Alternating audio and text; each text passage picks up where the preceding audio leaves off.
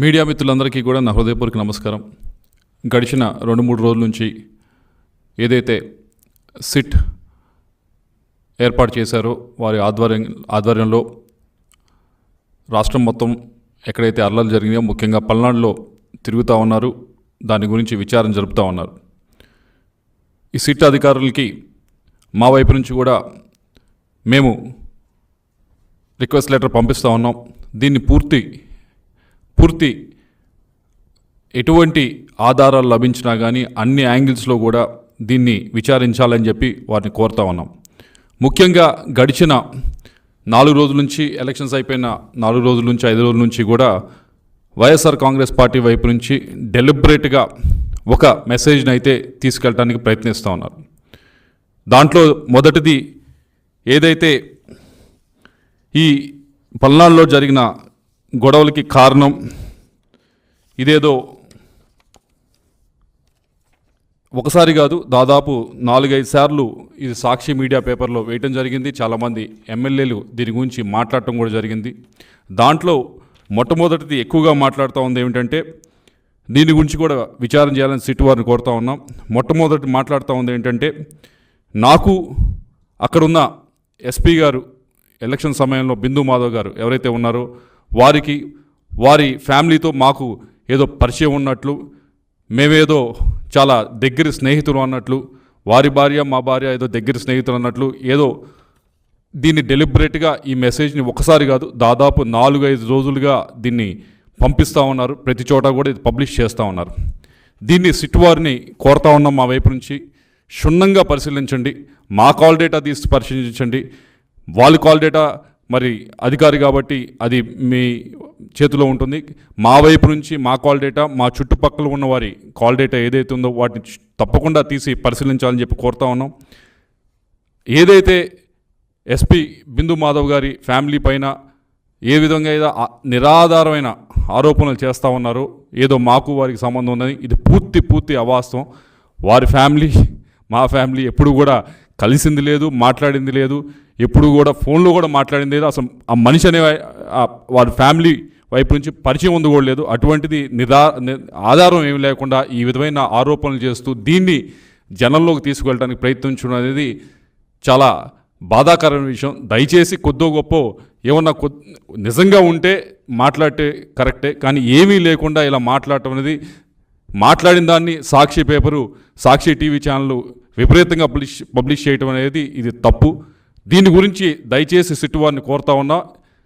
నేను మామూలుగా అయితే ఏదో దీని గురించి తప్పించుకొని చేయొచ్చు, అలా కాకుండా నేనే సిట్ వారిని లెటర్ రాస్తా ఉన్నా. అయ్యా, మా ఫ్యామిలీ వైపు నుంచి కానీ వాళ్ళ ఫ్యామిలీ వైపు నుంచి కానీ ఏమైనా పరిచయం ఉంటే దయచేసి ఇప్పుడు కాదు, ఈ నెల రోజుల నుంచి కాదు, గడిచిన 4-5 సంవత్సరాల నుంచి ఏమైనా పరిచయం ఉన్నా, ఇప్పుడు నేను కలిసినా, ఇప్పుడు నేను ఫోన్లో మాట్లాడినా దయచేసి అది బయట పెట్టాలని చెప్పి కోరుతా ఉన్నాను.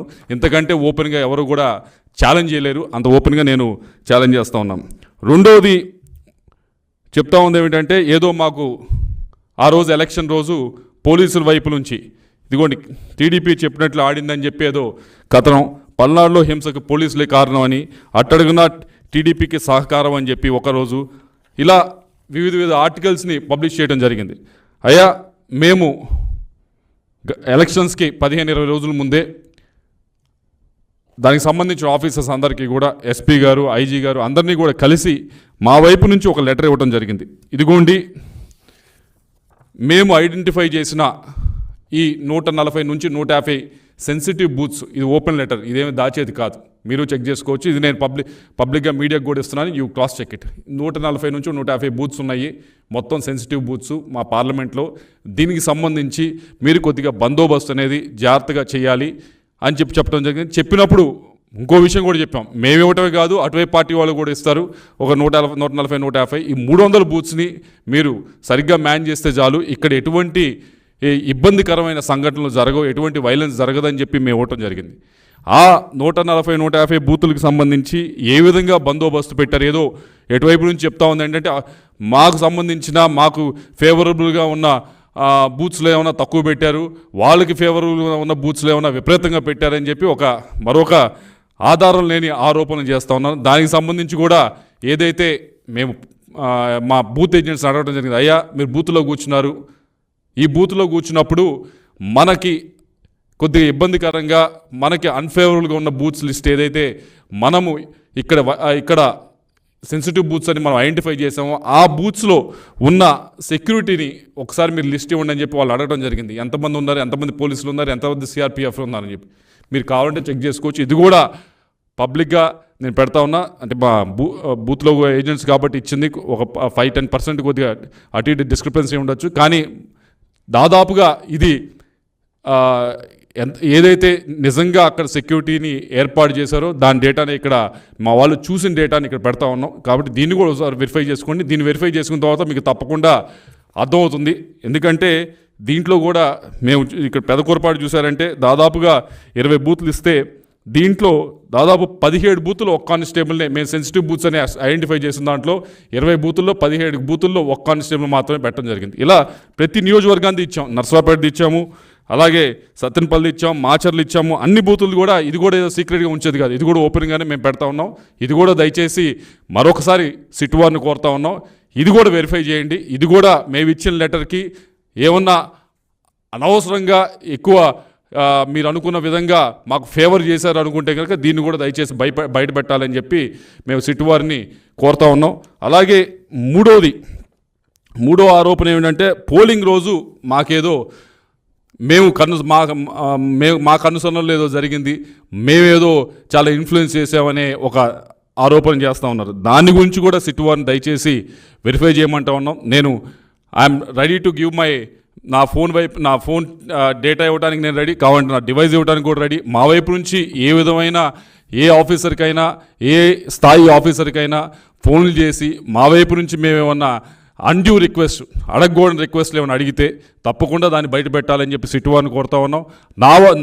నా వరకే కాదు, నా చుట్టుపక్కల ఆ రోజు ట్రావెల్ చేసిన వారి అందరికీ కూడా మీరు దయచేసి కాల్ డేటా రికార్డ్ చేయండి, తీసుకొని వాటిని వెరిఫై చేసి ఇవన్నీ కూడా బయట పెట్టాలని చెప్పి కోరుతా ఉన్నా. ఎందుకు ఇంత ముందుకు వచ్చి ఈ 3 కూడా అడుగుతా ఉన్నామంటే దీన్ని ఏదో అనవసరంగా ఎలక్షన్ సమయంలో అనవసరంగా మన చేతిలో లేని విధంగా జరిగిన దానికి ఇదేదో పూర్తిగా మేమే చేసాం, ఎంపీగా ఉండి నేనే చేశానని చెప్పి నా పైన ఆరోపణలు చేయటం కానీ, దానికి ఒక కులం రంగు పూయటం కానీ, ఈ విధంగా గడిచిన 4-5 రోజుల నుంచి కూడా ప్రతిపక్షం అధికార పక్షం ఏదైతే ఉందో వైఎస్ఆర్ కాంగ్రెస్ పార్టీ అది చేస్తూ ఉంది. ఇది ముమ్మాటికి తప్పి. నేను గడిచిన 5 సంవత్సరాల నుంచి కూడా నర్సరావుపేట ప్రజలు, పల్నాడు ప్రజలు నన్ను చూశారు, ఏ విధంగా బిహేవ్ చేశాను, ఏ విధంగా ముందుకు వెళ్ళానని చూశాను. ఎవరైనా మిగతా వాళ్ళు 2+2 3+2 గన్మెన్లు పెట్టుకొని తిరిగారు. కనీసం నేను గన్మెన్లు కూడా నేను వద్దంటే తప్పక ఒక గన్మెన్ ఇచ్చి నాకు ఇప్పించడం జరిగింది ఆ రోజు ఎస్పీ గారు. నేను ప్రశాంతంగా చాలా ఫ్రీగా జనంతో కలిసి తిరగటం జరిగింది. అలా తిరిగే మనిషికి మీరు అనవసరంగా ఇటువంటి ఆపాదించడం అనేది కరెక్ట్ అయిన విషయం కాదు. ఏదో ఒక కులానికో లేకపోతే ఒక మతానికో ఒక వర్గానికో నన్ను పరిమితం చేయడానికి ఆ విధంగా ప్రజల్లోకి తీసుకువెళ్ళడానికి, పల్నాడు ప్రజల్లోకి తీసుకువెళ్ళడానికి ప్రయత్నిస్తూ ఉన్నది. ఇది ముమ్మాటికి అవాస్తవం. దీన్ని పూర్తిగా సిట్ వైపు నుంచి మీరు ఏదైతే విచారణ చేస్తూ ఉన్నారో దయచేసి దీని లోతులోకి వెళ్ళి ఏ విధంగా అయినా నా వైపు నుంచి ఈ ఆఫీసర్ని, ఏ ఆఫీసర్నైనా పైనుంచి కింద దాకా ప్రతి ఆఫీసర్ని మీరు క్షుణ్ణంగా మా వైపు నుంచి కాల్ డేటా ఇస్తాం, తప్పకుండా పరిశీలించండి. మేము కలిసిన వివరాలు అడిగితే తప్పకుండా ఇస్తాం, పరిశీలించండి. ఏ విధంగా అయినా ఇన్ఫ్లుయెన్స్ చేసామనంటే తప్పకుండా అది పబ్లిక్ డొమైన్లో పెట్టండి. ఒకవేళ నా వైపు నుంచి ఎవరైనా ఇన్వెస్టిగేట్ చేసి ఏ విధమైన అల్లర్లు సృష్టించడానికైనా పల్నాడులో ప్రయత్నించుంటే తప్పకుండా నేను ఏమి దానిలో మొహమాటు పడట్లేదు, తప్పకుండా నా పేరు కూడా మీరు ఛార్జ్ షీట్లో చేర్చుకోవచ్చు. ఇదిగో నువ్వు ఈ విధమైన ఈ గ్రామంలో ఈ విధంగా నీ వల్ల జరిగింది అంటే తప్పకుండా పెట్టండి. ఆన్ ద కాంట్రరీ ఆపోజిట్గా మీ అందరూ చూశారు, దొండపాడు అనే గ్రామంలో ఇన్స్టెడ్ ఆఫ్ అవతల వైపు కాకుండా నాపైనే ఆ రోజు అటాక్ జరగడం జరిగింది. నా వెహికల్స్ పైన ఆ రోజు అటాక్ జరగడం జరిగింది. నా కాన్వాయ్ వెహికల్స్ ఏదైతే 3 వెహికల్స్ ఉన్నాయో అన్నీ కూడా పాల్గొనడం జరిగింది. ఆ రోజు అక్కడ ఉన్న పోలీస్ ఆఫీసర్లు కూడా వారేమి చేస్తుడిగినట్టు చూస్తూ ఉన్నారు. ఇన్స్టెడ్ నా వైపు నుంచి పోకుండా వాళ్ళు న్యూట్రల్గా పక్కనే నుంచో ఉన్నారు.